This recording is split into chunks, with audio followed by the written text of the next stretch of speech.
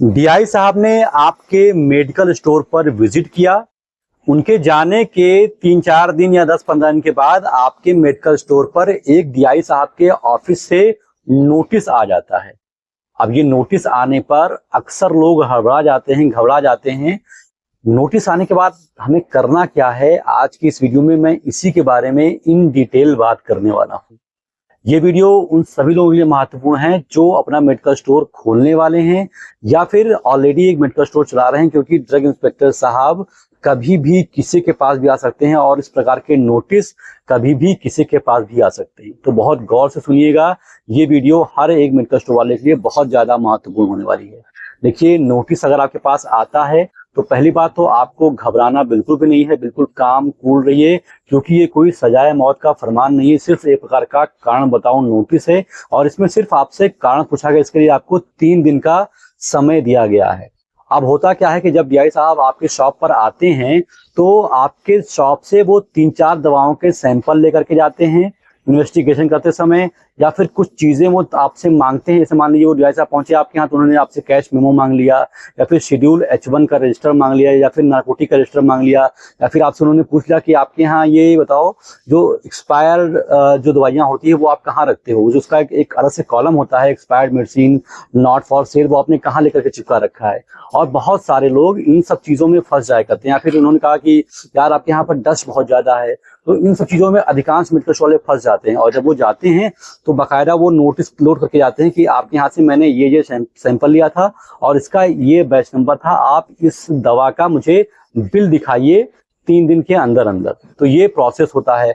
अब क्या होगा, जब नोटिस आपके पास आएगा तो आप उसको जब गौर से पढ़ेंगे तो उसमें 4-5 पॉइंट वहां पर इंगित किए गए होंगे जो डीआई साहब के अनुसार जब उन्होंने आपके शॉप पर विजिट किया था तो ये कमियां पाई गई थी।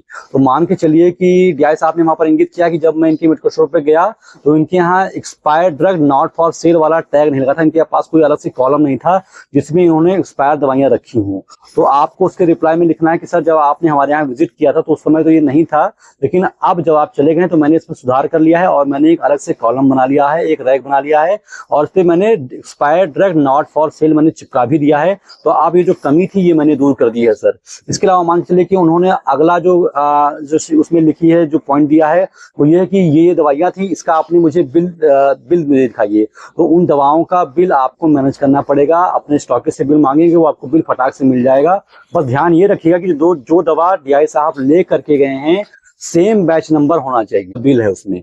कुछ चीजें ऐसी हैं जो आपको ध्यान देने की आवश्यकता है। अगर वो दवा जो लेकर गए हैं अगर वो नारकोटिक में आता है तो आपको नारकोटिक का रजिस्टर भी लेके जाना पड़ेगा कि साहब आपने जो ले गए थे ये रजिस्टर भी मैं मेंटेन करता हूँ, और नारकोटिक मैंने 3 स्ट्रिप मंगाई थी, 2 स्ट्रिप बिक गई, इनके प्रिस्क्रिप्शन पे बिकी है और एक आप लेकर के आए हैं, तो ऐसे दवा का आप दिखा देंगे। इसके अलावा मान के चलिए कि उन्होंने दिखाया कि बहुत ज्यादा डस्ट वहां पर था, बहुत ज्यादा गंदगी थी, तो अब साहब गंदगी को अब मैंने साफ कर दिया है, मेरे दुकान के सामने बहुत सारी गाड़ियां आती जाती तो डस्ट आ जाया करता है।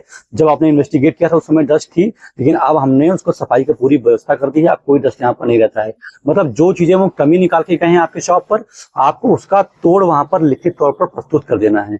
कुल मिलाकर के यही सारी चीजें करनी है। उसके बाद आप उसको एक अच्छे तरीके से फाइल बनाए और डीआई साहब के ऑफिस में 3 दिन के अंदर अंदर पहुंच जाए और बहुत सम्मान के साथ में सर ये आपका नोटिस था और मैंने इसका जवाब दिया है। वो डीआई साहब देखेंगे, आपके जवाब से संतुष्ट होंगे तो वो आपका केस बंद कर देंगे। अगर कोई कमी होगी तो बोलेंगे सर ये कमी आपकी है, इसको आप सुधारिए, और अगली बार आपको फिर से आने का मौका देंगे। 2-3 बार अगर आप ऐसे वो करते हैं तो चलो ठीक है, नॉर्मल है।